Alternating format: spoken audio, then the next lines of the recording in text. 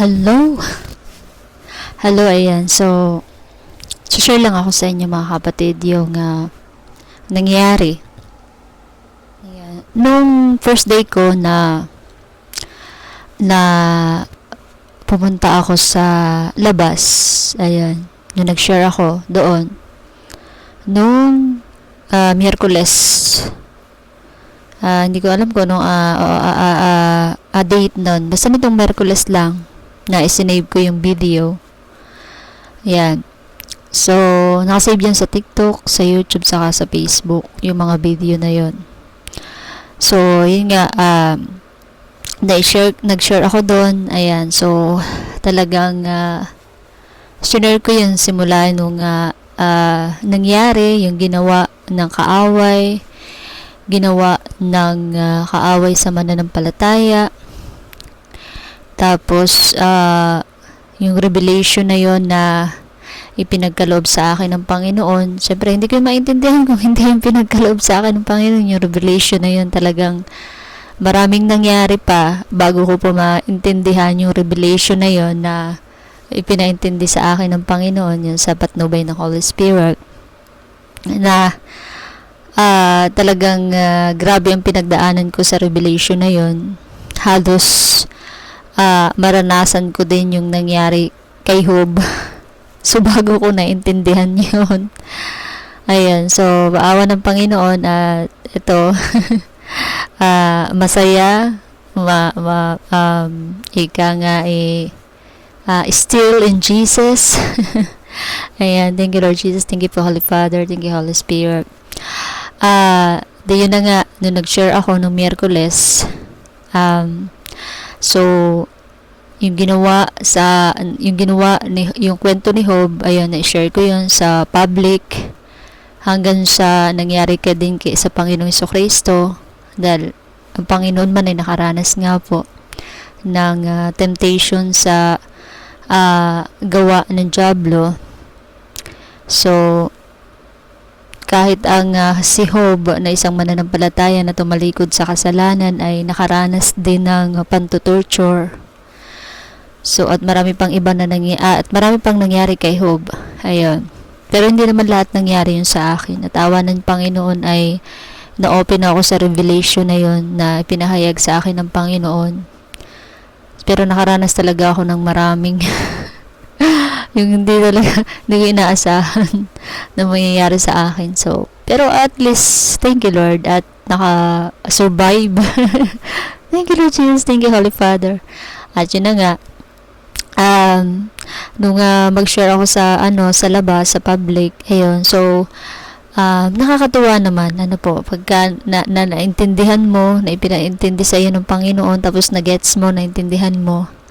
Ayun. So, sa spiritual kasi, ayan, may kwento ko lang, ayan. Miyerkules po yung nangyari. So, ayan, sa spiritual po kasi, kahit ang ang kaaway natin, napapakinggan po yung ating mga sinasabi.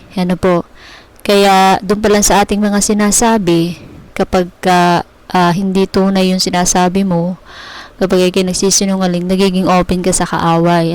So, katotohanan, lahat ng sinabi ko nung ako'y first day na uli na nag-share, ayan, nung Miyerkules lang.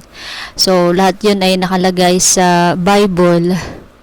Tapos, pinaliwanag ko lamang para maintindihan ng mga makakapakinig kahit sa spiritual. So, yun na nga. Magdating ng Huwebes, ayan, itong Huwebes lamang, ayun, iminulat ako ng Panginoon kasi ako nagtataka kasi sabi ko, bakit ganun? Yung mga demonyo na yan, yung masasama na yan, yung mga kaaway na yan ay lapit sa akin. Ayan. So, ano naman yung ginawa ko, katotohanan naman. So, yung gusto ko ayaw ko talaga nang lumapit sa akin yung mga masasama na yan. Ayan. Gusto ko peaceful ang isip ko. Ayaw ko silang isipin. Ayan. So, yun na nga. Iminulat ako ng Panginoon nung Huwebes. Ayan. Kasama ko yung pamilya ko. Pupunta kami sa SM. Ayan.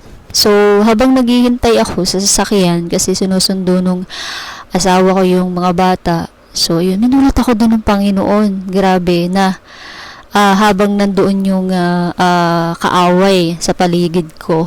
So, yun pala yun, nung minulat ako ng Panginoon, ayun, yun pala, yung paglapit ng mga demonyo na yun, mga kaaway na yun, sa akin, gusto nilang hadlangan yung gawain ng ating Diyos Ama. Ayun. Ibig sabihin, aligaga na sila kasi malalaman yung kanilang gawa. Yung gawa ng dyablo. Malalaman. Kaya yung mga kaaway, kaya pala, lapit man lapit sa akin. Nandiyan yung iba nananakit.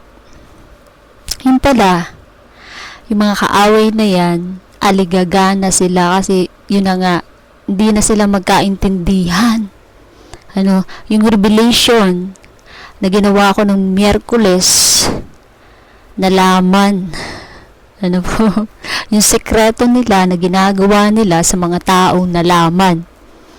Ayun. So, din ako minulat ng Panginoon ng Huwebes. Wow, thank you Lord Jesus. Sapat na ba ng Holy Spirit? Thank you Lord. Thank you Holy Spirit. Grabe.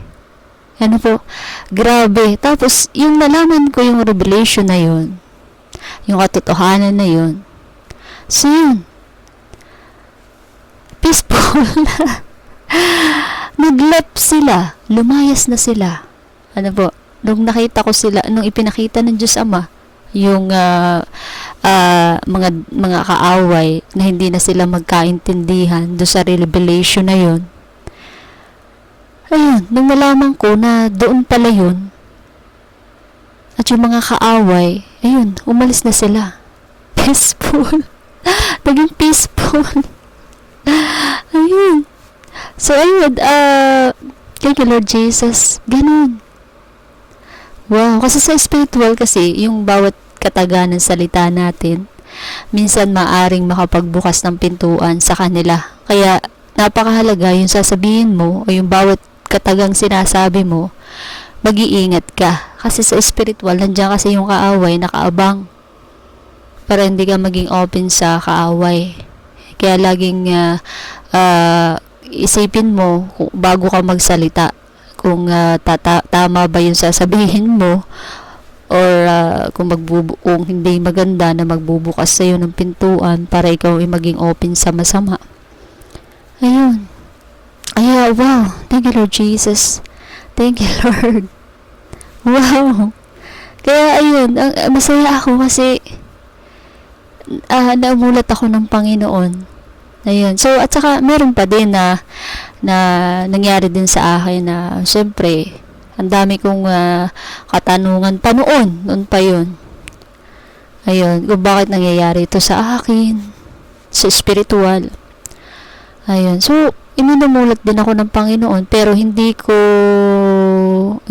pinapansin. Kasi baka ang isip ko nun, baka ano lang yun, alam mo yun, na wala lang, gano'n. So, parang dinadadma ko siya. Pero talagang, minsan, pinapakita sa akin ng Panginoon yung langit na sobrang ganda. As in maganda talaga, maliwalas, gano'n.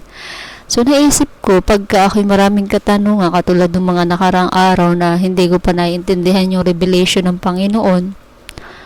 Ayun, so, yun nga, dumating yung point na ako'y, Lord, ano ba talaga ang sabi ko, Lord, ano ba talaga ang gagawin mo sa akin? Yun ang sabi ko. Kasi nahirapan talaga ako spiritual. Ganun yun, nandiyan yung pag-atake ng kaaway. Ng mga nakaraan na hindi ko naintindihan pa yung revelation na pinaintindi sa akin ng Panginoon. Ayun. Tapos yun na nalaman ko na. Ayun, thank you Lord Jesus. Thank you Lord. Ayun, yung mga demonyo, yung mga kaaway, nag-left na, lumayas na sila. Thank you Lord Jesus. Thank you po Holy Father. Yan, share ko lang yun, mga kapatid. Kung kayo nakakaranas din ng katulad na sa akin, dapat maging open kayo sa spiritual.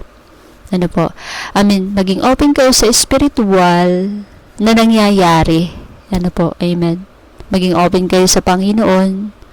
Ayan, maging open kayo sa Panginoon sa mga bawat sasabihin ng Panginoon, gagawin sa inyo ng Panginoon. Ano po? Pero sa spiritual na kasamaan, huwag kayo maging open. No, kailangan maging mapagmatsyag, ika ngay maging matalino kayo pagdating sa kasamaan. Ano po, sa spiritual na nangyayari na kasamaan. Ayan, thank you Lord Jesus, para hindi kayo matorture, ayan, o kung ano pang kasinungalingan na ipaiisip sa inyo para kayo ay matukso. Ayan, so, yun. God bless po. Share ko lang. Ayan, thank you Lord Jesus, thank you for Holy Father. Ayan, gusto ko kayong i-bless, yung makakapanood nitong video. Ayan. Thank you Lord Jesus, have your way Holy Spirit. Naway ma-receive mo yung kapayapaan at yung revelation na nangyari sa buhay ko. Kung ikaw ay kailangan mo ng revelation para ikaw ay makawala or kailangan mo ng tulong, ayan, magkaroon ng kapayapaan sa'yo, sa isip mo, mawala na yung spirit of manipulation, espiritu ng kasinungalingan, mawala na yan in Jesus' name. Thank you Lord Jesus. Peace in Jesus' name. Mawala na yung kasamaan na yan, yung darkness na yan, na ikaw ay blessed din ng Panginoon. Lahat ng darkness na yan, lahat ng sinungalingan na yan, lumayas na sa iyo in Jesus' name. Mawala na yan in Jesus' name. Amen. Ayan. God bless you kapatid. Amen.